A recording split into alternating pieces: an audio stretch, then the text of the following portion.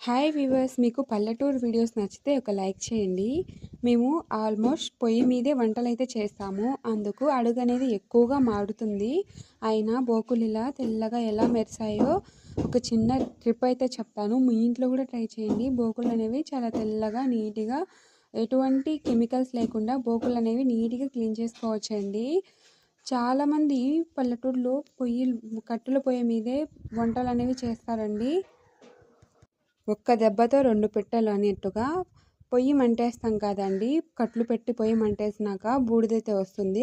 అదే బూడిద తీసుకొచ్చి ఈ మసిని రుద్దినామంటే బోకులైతే తలతలా మెరుస్తాయి. మీకు ఈ ట్రిప్ నచ్చిందా? మేమైతే అలాగే చేస్తామండి. చూడండి, బోకులు అనేవి ఎటువంటి జిడ్డు లేకుండా ఎంత బాగా తలతలా మెరిసిపోతున్నాయో.